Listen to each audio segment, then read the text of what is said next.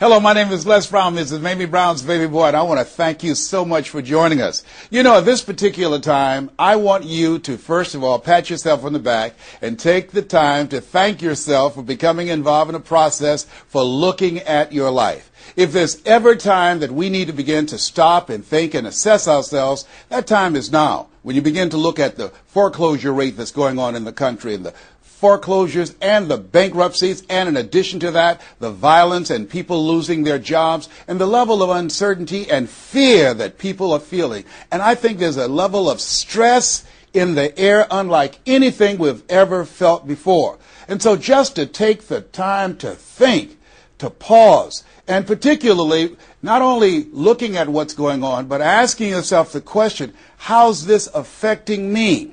You know, we want to all become successful, but I've found that there's some success that's toxic success. What I mean is that you don't want to end up going after goals and dreams and neglect yourself. I want you to think about your goals and dreams and things that you want to achieve, and at the top of the list, I want you to put up there your strategy for being here. I just came from the doctor. Let me share something with you. I don't care what goals and dreams that you have. You've got to have your health in order to be here. So at the top of my list, and I'm suggesting you put it at the top of your list, your strategy, your game plan for being here. What are you going to do to take better care of yourself? That's one of the first things I want to ask you about. Because when I look at my life at 64, and I used to think people in their 50s were old, but now that I'm 64, I said, look here, people in their 80s and 90s, they're old people. My goal is to be here not only just to see my grandchildren, but to see my great-grandchildren and my great-great-great-grandchildren. But in order to be here, that's not just lip service, that's a commitment with my time, with my energy, and the choices that I make. So I want you to think about your strategy for being here, and I want you to think about your goal for securing your life in your future. See, as I get older, my goal right now is to become an asset to my children rather than a liability, financially and physically. See, I don't want to be a burden to my children. I don't even know if they like me that well.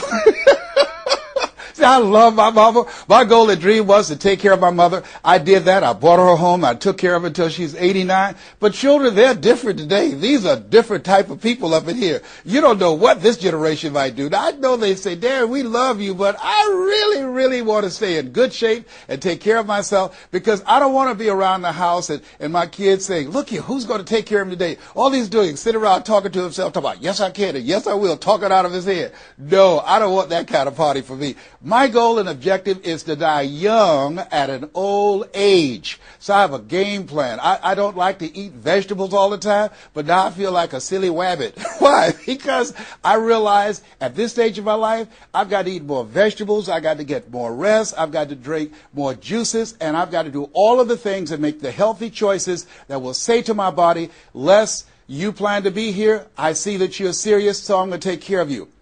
I do 160 push-ups every morning nonstop. Why? I couldn't do that at 15 or 20. But at this stage of my life, I've got to do those kinds of things in order to challenge my body, to stretch my body, and to indicate I plan to be here.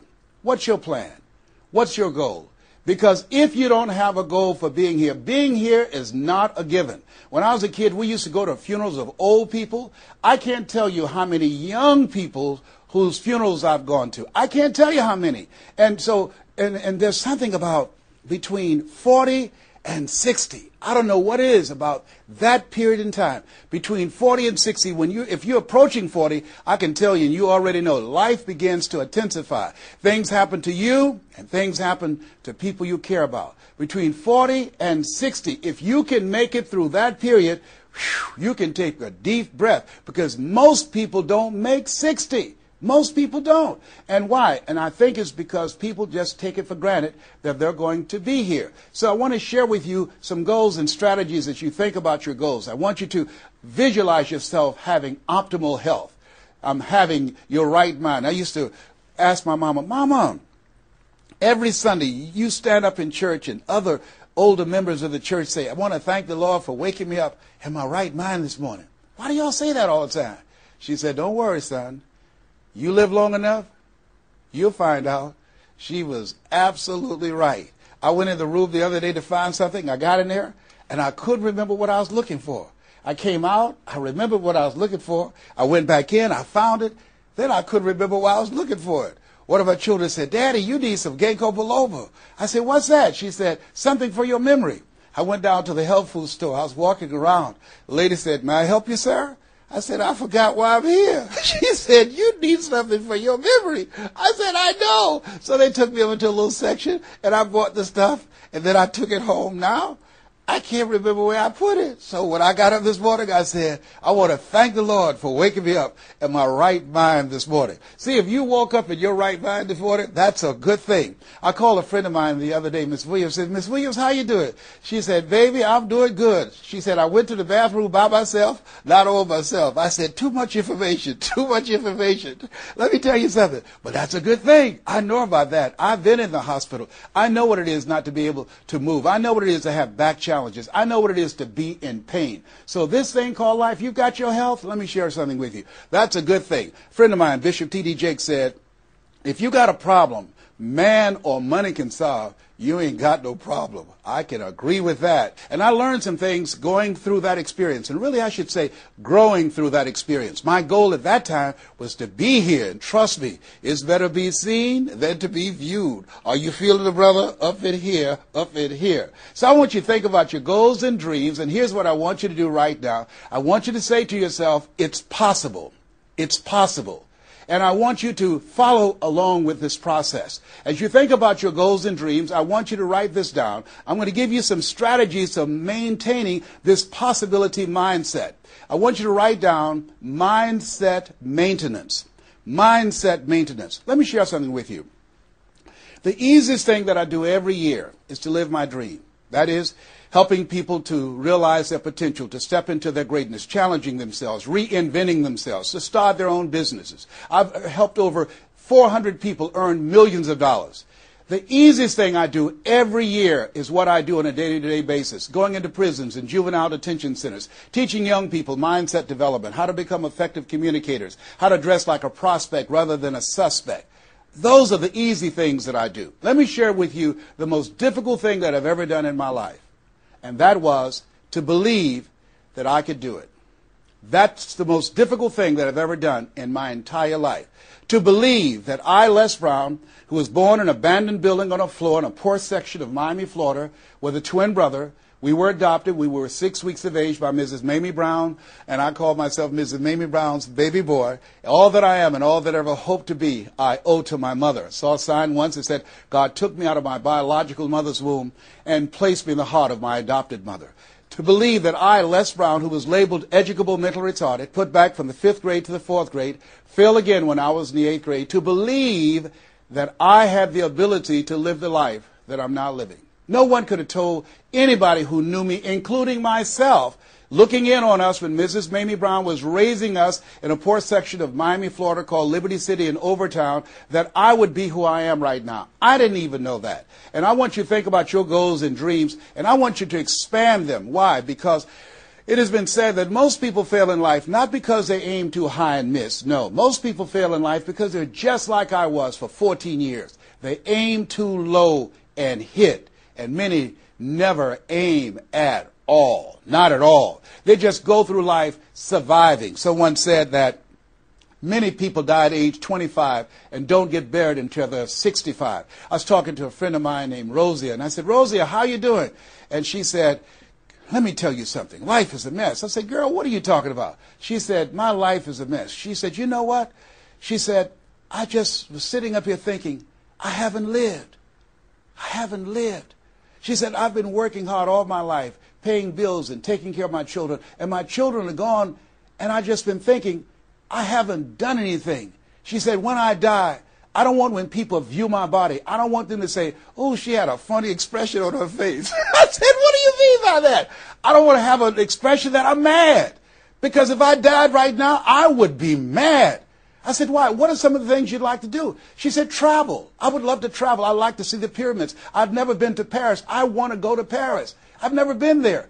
There are things that I want to see, things I want to do. She said, I want to make a difference in young girls' lives, teenage mothers. I was a teenage mother. I want to be able to make a difference in their lives and see the impact that I had on their lives. And she mentioned a variety of things.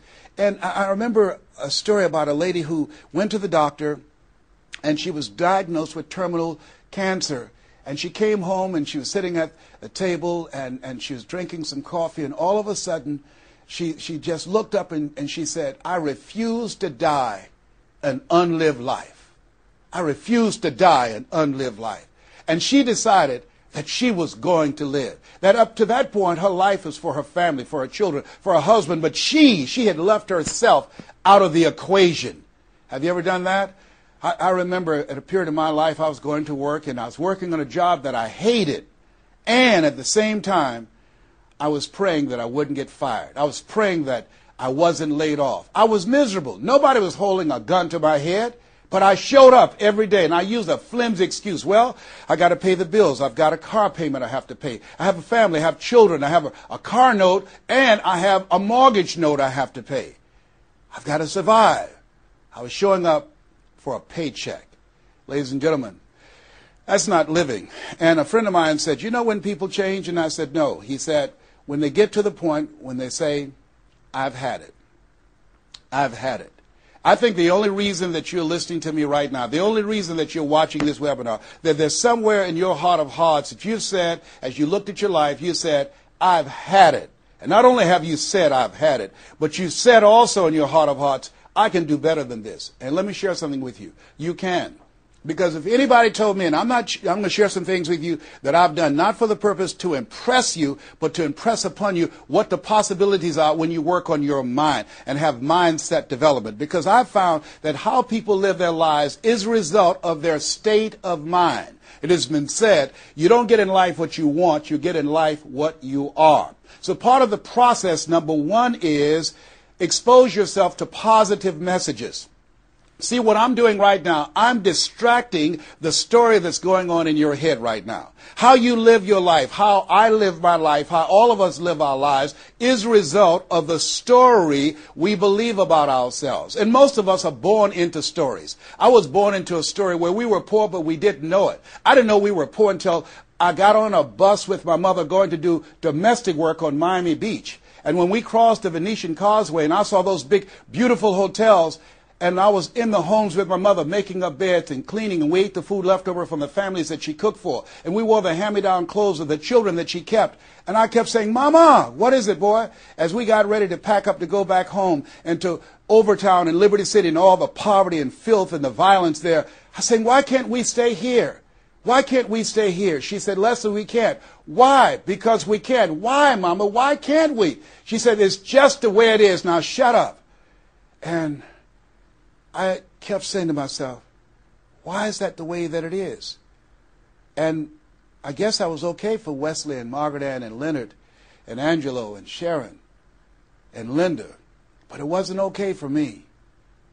I was curious. I wanted to live like Mr. Swiderski lived. I wanted the big car that he had. I wanted that big home that he had. We lived in a 2-bedroom apartment. It was 7 of us, plus Mama.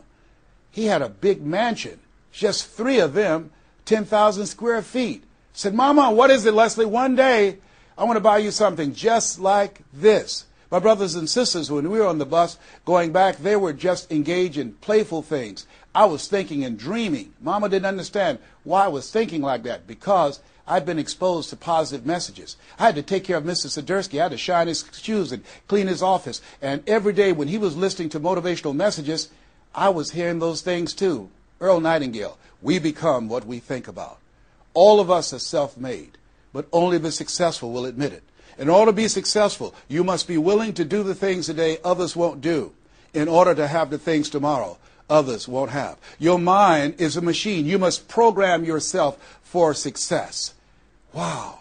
When I heard those words, I said, wait a minute. I could program my mind for success. I can program my mind for wealth. You can too.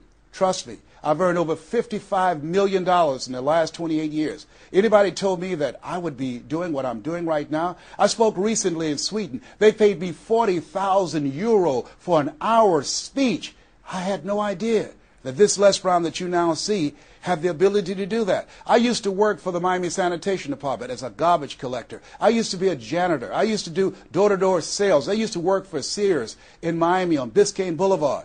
I had no idea this Les Brown that you now see had the ability one day to give lectures at Harvard or Yale or Dartmouth University. I had no idea that this Les Brown existed. I don't tell you that to impress you, but to impress upon you. There is more in you. Simba, there's more in you than you have been expressing.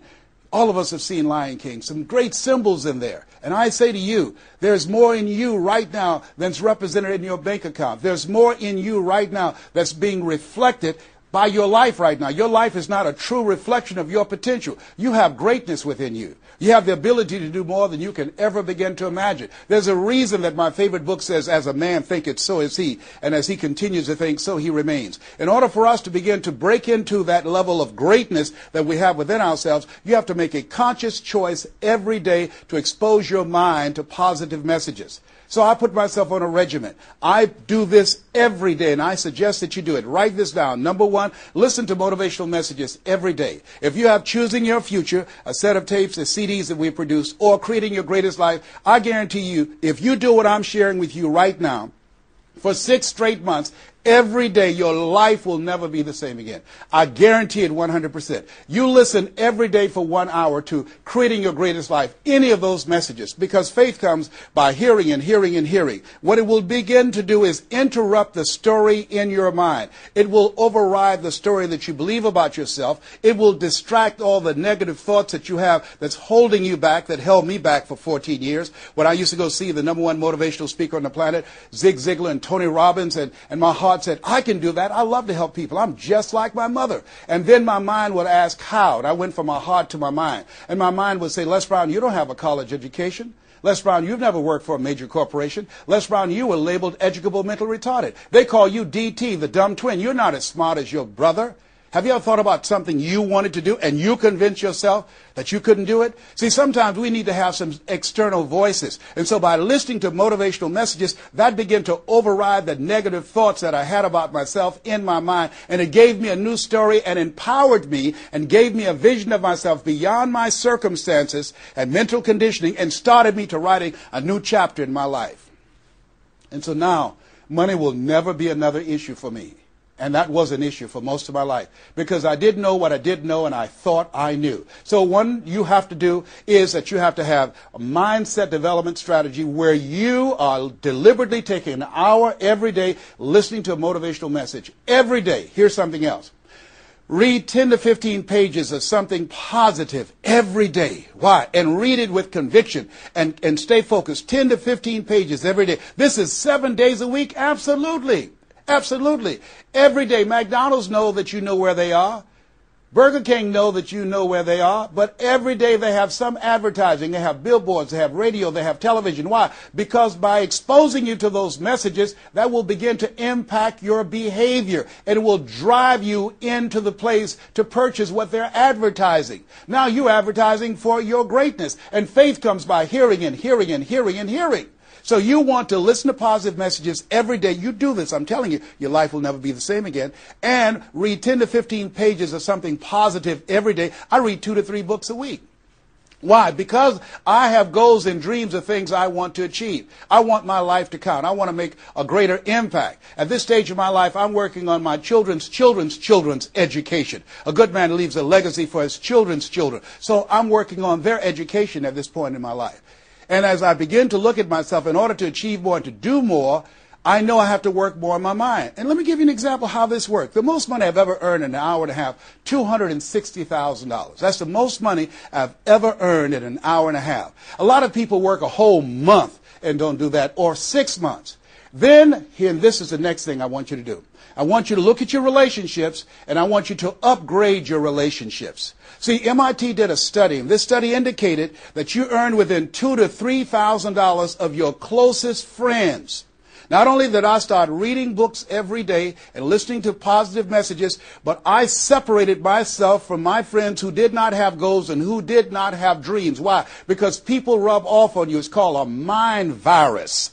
you earn within $2,000 to $3,000 of your closest friends. So when you upgrade your relationships, you got to ask yourself the question, who is it that I need to associate with, that I can learn from, that I can grow mentally, emotionally, spiritually, and financially?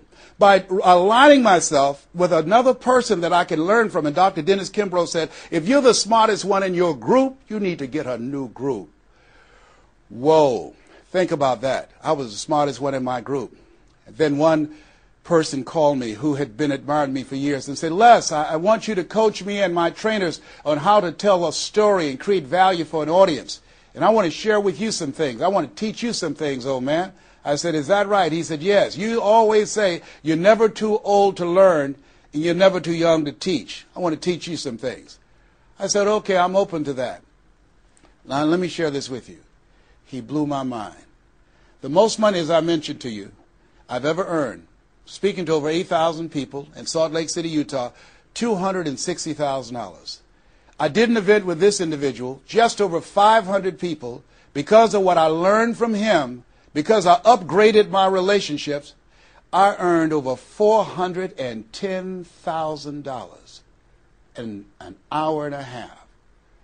I was excited, but I was also depressed, because I've been speaking for 28 years. And I started thinking about all the money that I left on the table, all the hotels and plane rides, all of the audiences I spoke to, all of the money that I missed out on because I didn't know that I didn't know, and I thought I knew.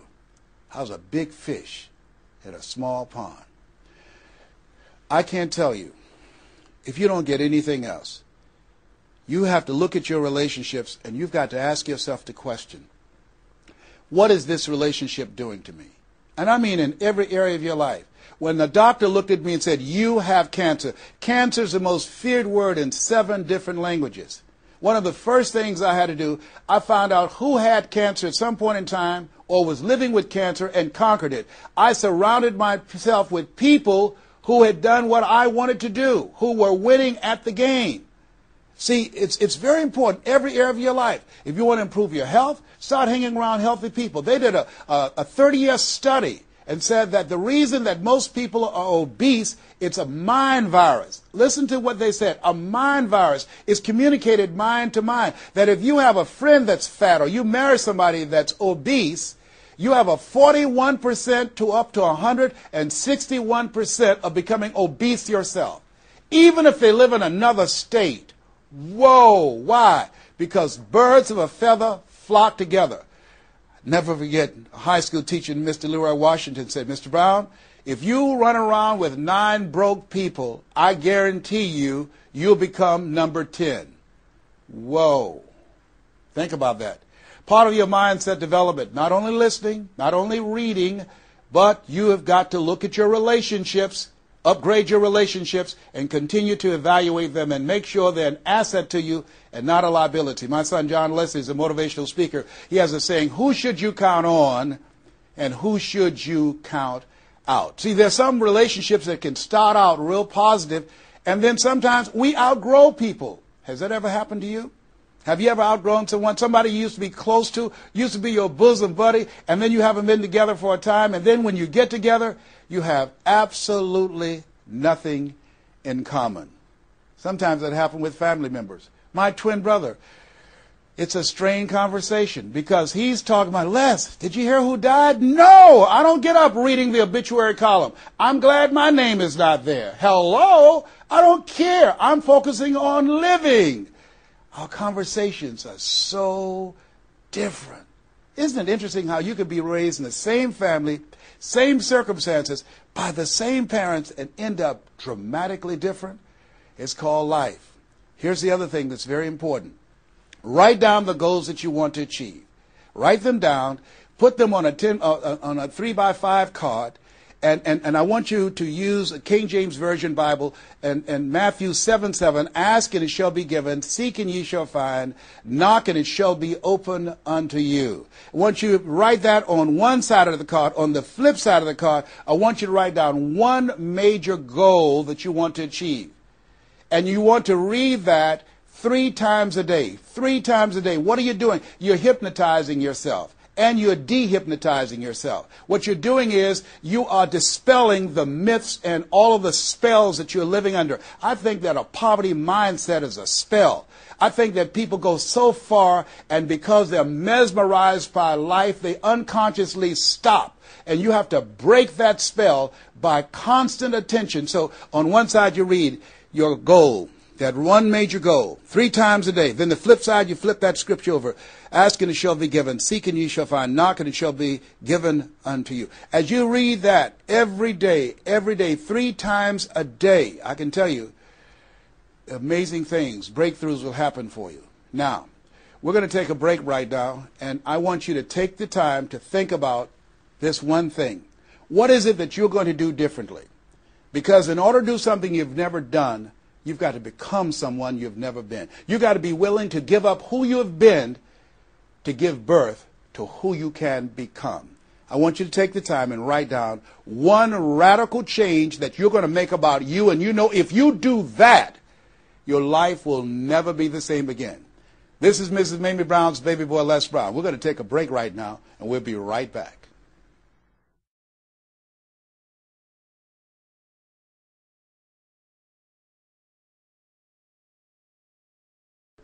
Hello, this is Les Brown, Mrs. Mamie Brown's baby boy.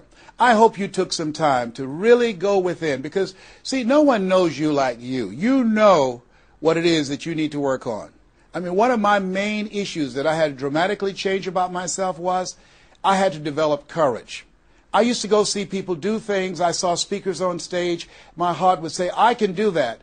But I didn't have the courage to stand up for myself. For 14 years, I procrastinated. For 14 years, I kept myself as a spectator sitting on the sidelines. And then I saw a speaker, and he was so boring, the room was as quiet as a graveyard between funerals. And I said, whoa, if he can do it, I know I can do it. And because I saw what he did, and his brother-in-law was sitting next to me, and he said, you ought to be that boring and earn the kind of money he earned. I said, how much did they pay him? He said, $5,000. I said, $5,000? He's only been talking for about 45 minutes or an hour. He says, that's how much they make. Now, I wasn't earning $5,000 a month. I said, wait a minute. If he can do that, I know I can do that. Have you ever done that before? He gave me courage. And so at that moment, now that was a decision. I didn't have to have his example of somebody that was less talented than I was to give me the courage. I should have had the courage to stand up myself, to believe in my own stuff. But the truth of the matter is, I didn't. And I can't unscramble those eggs. I cannot pull those years back. I cannot recapture those 14 years. Maybe, that's my favorite book says, forgetting those things which are behind, reaching forth unto those things which are before. And press toward the call of your higher calling. Press toward that mark of your higher calling. And that's what I do. That's what I do every day. I have to continue to work up the courage. I remember going in to do a presentation before a group of educators. I was the only one there without a college degree. And I had to talk to myself. I went into the bathroom and I said, Les Brown, let me tell you something.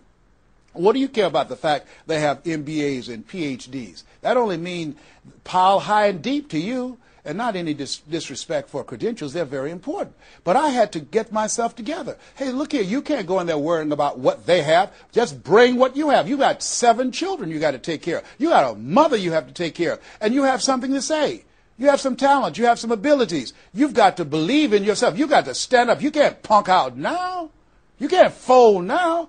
See, sometimes you have to talk to yourself. It might be the most intelligent conversation you will ever have, talking to yourself. So that radical change, it doesn't happen overnight. You can make the decision, but you've got to stay on top of yourself every day to come from and live your life from a place of power, courage, and faith, as opposed to being a volunteer victim, as most people are, volunteer victims. Here's something else. Get an accountability partner. Get someone that's like you, a like-minded, like-hearted person that you have similar goals and dreams, and you hold each other accountable, and you talk with each other on a regular basis. And if you can, join a mastermind group of other supportive mindsets of individuals who are working to improve themselves, who are stretching and challenging themselves. And here's something else, a worthwhile investment. Find yourself a coach. Find someone in your industry, find someone in your area of interest that you can invest in yourself and have an accountability coach. I have a coach. I spend over $100,000 a year on my personal growth and development on my coach. Why, Les? You're Les Brown. You were selected one of the top 5 speakers in the world. You got the Heise Award from Toastmasters International and the National Speakers Association. You're one of the highest paid speakers in the world. Why would you need a coach? If you ever watch Tiger Woods, who everybody would say arguably one of the greatest golfers on the planet today, whenever he swings, you will see him look at the ball, and then he'll look to the right to look at his coach. If Tiger Woods needs a coach, what do you need? What do I need? Here's something I can tell you that I know. You can't see the picture when you're in the frame. You can't see the picture when you're in the frame. Most people fail because they don't know that they don't know, and they think they know. Einstein said, the thinking that has brought me this far has created some problems that this thinking can't solve. See, what got you where you are right now? Your best thinking has produced the level of money that you have, your level of accomplishment, the growth of your business, or the lack of. Your best thinking has produced that. Own that. Face that and get some help. One of the things I teach, ask for help. Not because you're weak, but because you want to remain strong.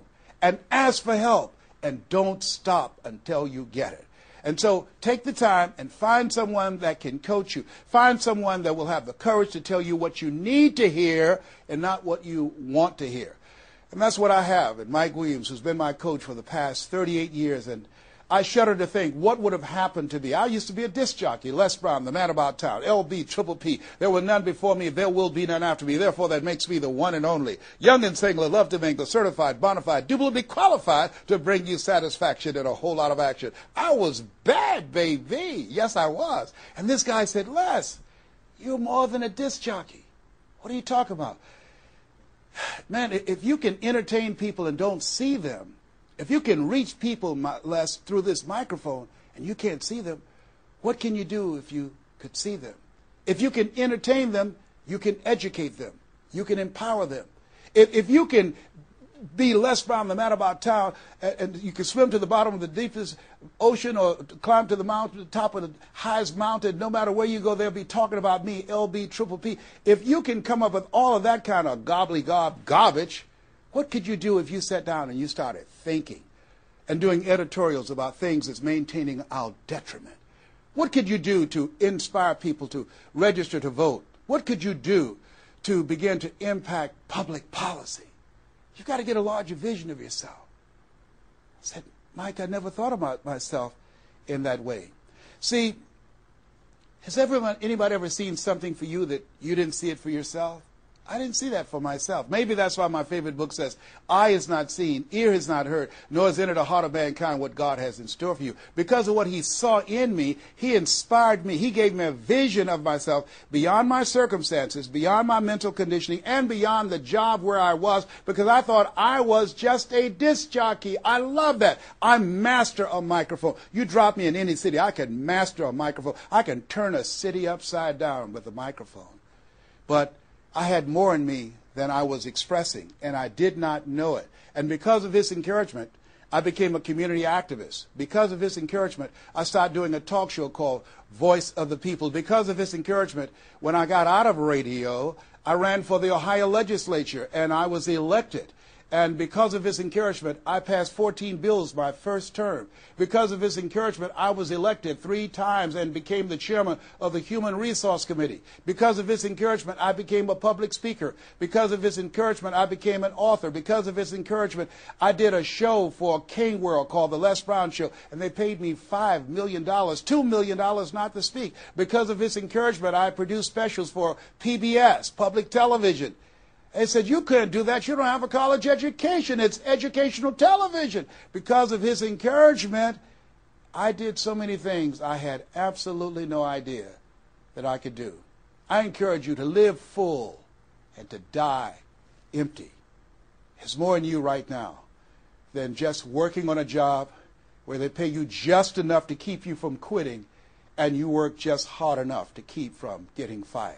And when you make the decision and identify that key area of your life that you need to make a radical change, things will begin to open up for you. Now, here's the other thing that's very important. Once you identify your goal, I want you to get, if possible, a visual picture of your goal. My major goal was to buy my mother a home.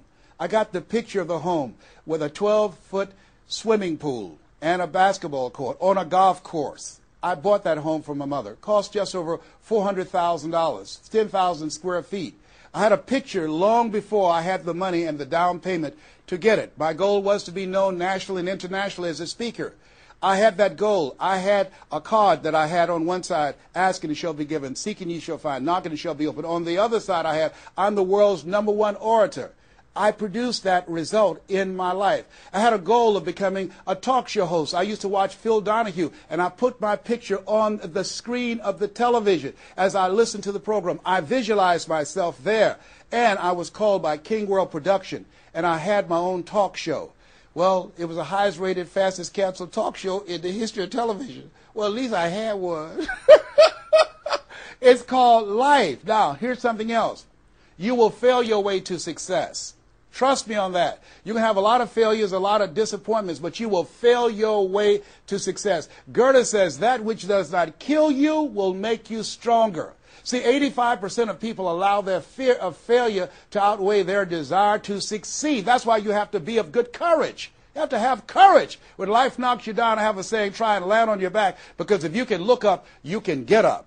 So once you look at and decide the goal that you want to put some things, put a treasure board or a goal board and have pictures of the goal that you want to achieve so you can see it every day when you get up in the morning and the last thing at night. You're programming your subconscious mind where 9 out of 10 decisions that you make comes from there. Here's something else. Not only do you want a physical picture that you can see every day to remind you, to keep you on course, but the other thing that's very important in achieving your goals, writing your goals down in detail and having 7 action steps that you take every day. Now, Robert Schuller said, by the yard it's hard, but inch by inch, anything is a cinch. You want to think about what are the things I need to do every day. Break it down into increments. You have your 30-day goals, and you have your 3-month goals, and your 6-month goals, and your 1-year goals, all right? You want to break it down in increments. What do you need to do starting today? Don't squander any time.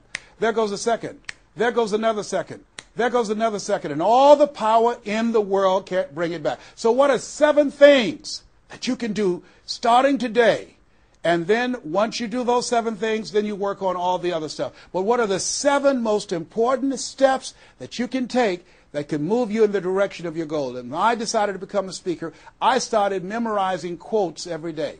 That was one of the goals I had, to memorize quotes. I have probably over 400 to 500 quotes and statistics in my head in all kind of areas. I've spoken at the National Convention for real estate conventions, RE/MAX. I've spoken for doctors and lawyers. I trained over 5,000 doctors last year, teaching doctors how to communicate with their patients to increase their taking of their hypertension medication, to increase their compliance from 30%. I was paid $640,000 in 1 month, Monday through Thursday, 30 minutes a day. A lot of people work a whole year and don't do that.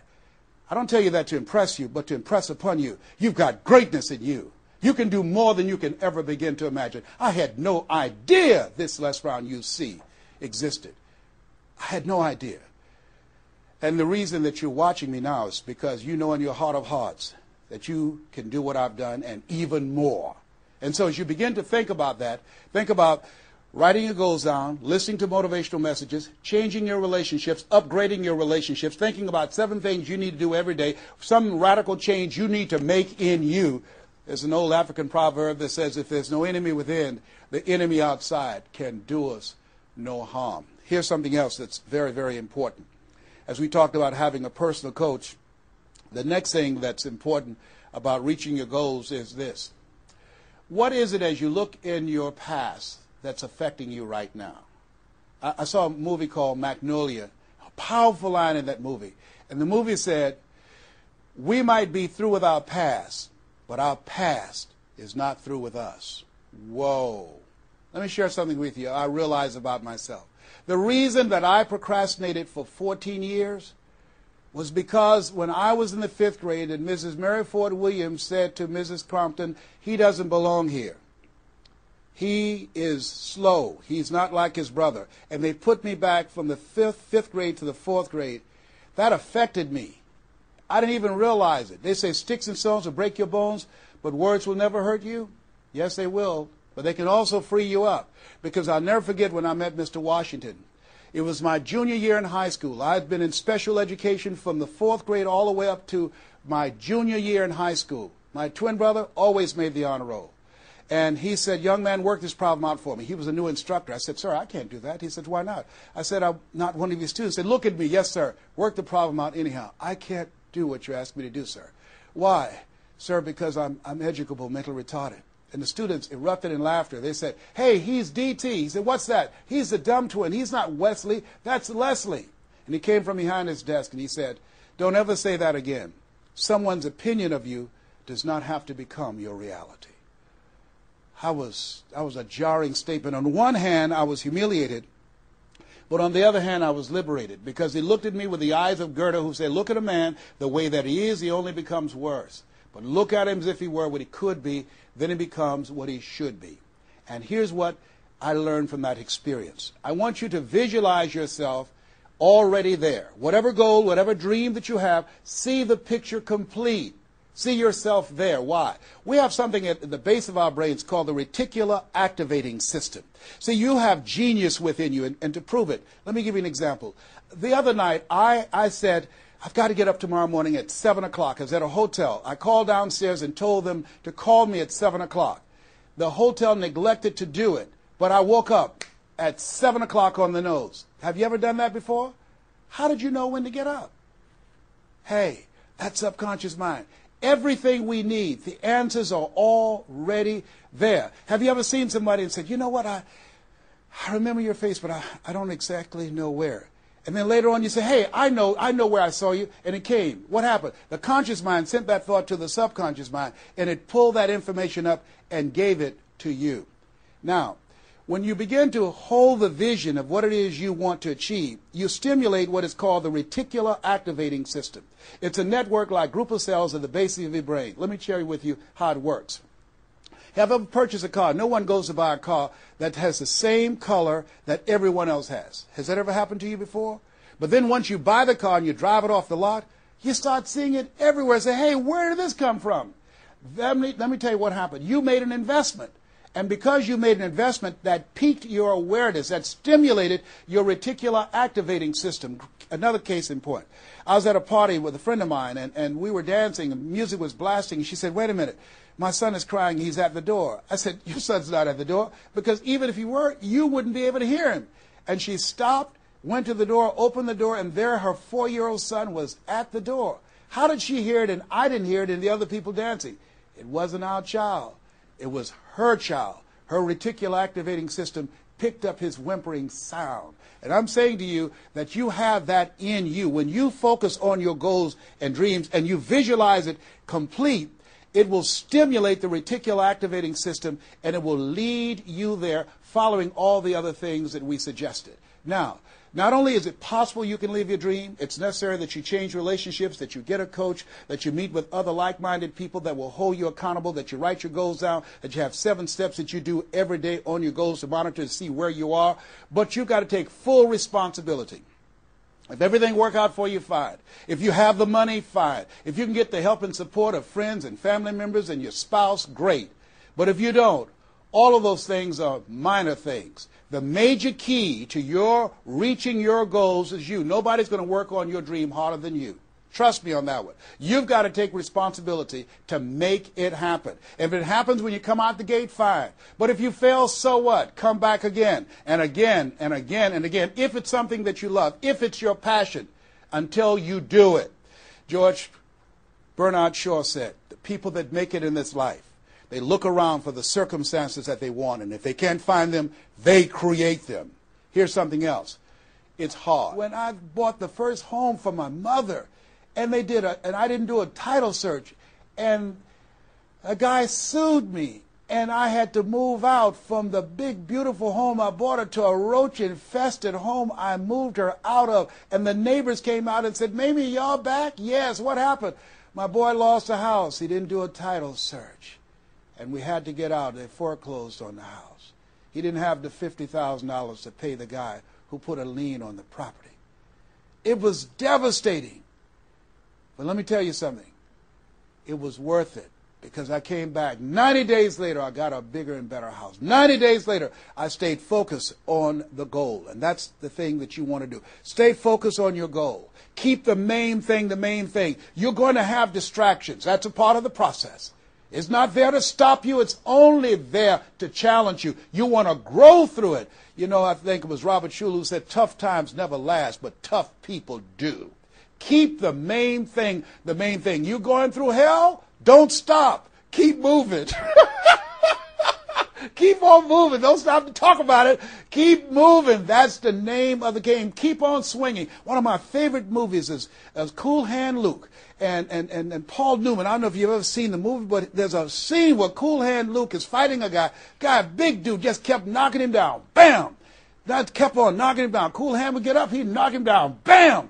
And pretty soon the guys was feeling sorry, say, "Stay down, Cool Hand, stay down." Cool Hand Luke would get back up again. Guy'd knock him down. Bam! The guy would say, "Stay down, man, stay down." Cool Hand would get back up again. The guy would knock him down. Bam! And after a while, the guy got tired of knocking Cool Hand down. And Cool Hand stood up. Everybody had walked away, and he was still swinging in the wind. Swinging. Nobody was there but him. That's who I am. Cool Hand Luke. That's who you want to be. Cool Hand Luke. You keep on swinging, and the universe will yield to you. It will dispatch angels to come rescue you and say, "Back off. Give him what he wants. Give her what she wants. Let's go find a wimp today." That's the way life is. It's hard, but it's worth it. What will make it worth it for you? Nietzsche said, if you know the why for living, you can endure almost anyhow. I want you to take the time and write down 12 reasons on why you won't fail. Because when the tough times come, they're going to come. When life hits you on the blind side, and that's going to happen, your children start going crazy. Or someone you thought you'd be married to for the rest of your life, like I went through, and they decide they want a divorce, called life. What is it that can keep you going? Your reasons will be your rod and staff to comfort you, to take you through that process. I can tell you it's possible. You can live your dreams. It's necessary that you surround yourself with people you can learn from and grow from, that you write your goals out, you work on them every day, that you have a made-up mind, I'm going to make it. It's necessary that you constantly work on yourself, reading positive material, listening to positive material, going to seminars and workshops, investing in yourself, getting a coach. And it's you. You've got to take personal responsibility to make it happen. Don't see yourself as a victim. And it's hard. It's hard. Changing your life is hard. Getting up, working when you're in pain is hard. It's hard. It's hard. Working when you are trying to make something happen for you and the family, and you go home and you're facing a living hell where you need to refuel and replenish yourself mentally and emotionally and spiritually, and you got a battle in your home base. It's hard to keep your spirit up. It's hard. And people don't see the vision. They don't believe in you. They say, "Oh, you can count on me," and they're not there. They just lied. They're only there when they need you. It's hard. I can tell you, it's worth it. The sacrifice that you have to make, I can tell you from my experience, it's worth it. So take the time to write down, what are those 12 reasons of why you won't give up? What is it that will make it worth it for you? And once you find that, you will create some momentum in your life, and then it's done. It's done. Stick a fork in it. It's done. Here's something I want you to keep in mind. Life is a fight for territory. It's a fight for territory. And once you stop fighting for what you want, what you don't want will automatically take over. I want you to read that. I want you to memorize that. I want you to put it someplace where you can see it. I want you to keep that in mind. Life is a fight for territory. And once you stop fighting for what you want, what you don't want will automatically take over. Once you stop fighting for financial freedom, I am cancer-free, I'm debt-free, and I'm drama-free. I have the faith to call forth those things that be not as though they were. I'm fighting for my peace of mind. I'm fighting for my freedom. I'm fighting for my children's children's children. I'm fighting to create a brighter tomorrow. I'm fighting to make a difference in life. I'm fighting to make my print, to leave my mark. I refuse to die and unlive life. And that's what you are doing right now. You're saying to yourself, I refuse to die and unlive life. I want my life to count. I want my life to mean something. I want not to be a burden to anybody. I want to control my own future, to write my own check, to control my own destiny, to do what I want to do when I want to do it, not to answer to anyone else but myself. You have it like that. The only reason you're watching me is because we're cut from the same cloth. We're branches of the same tree. The only reason you take the time to invest in your time, your money, and your energy to just stay here and focus right now, because you feel me in your heart. Where your heart is, there your treasure is also. As a man thinketh in his heart, so is he. And I say to you, keep in mind what I said. Life is a fight for territory. And once you stop fighting for what you want, what you don't want will automatically take over. Jim Rohn said something I love. He said, when the end comes for you, let it find you conquering a new mountain, not sliding down an old one. No. Life is too short and unpredictable, as Helen Keller would say. Eat the dessert first. Don't let it find you sliding down the same mountain. I don't know what your goals are. I don't know what your dreams are. Here's what I know about you. You have greatness within you. Here's what I know about you, and I don't even know you, but based upon my own experience, you were chosen on purpose for a purpose. 1 out of 400 million sperm. You have greatness within you, but greatness is a choice. It's not your destiny. It's a choice that you have to make every day. Choose ye this day whom ye shall serve. The mediocre part of yourself or the greatness that you were chosen for. This has been Mrs. Mamie Brown's Baby Boy. I hope you've gotten some value out of this. It's been a plum-pleasing pleasure as well as a privilege. God bless you. God bless your dream. And God bless the greatness that is in you. The world needs you, and we need you now. And so it is.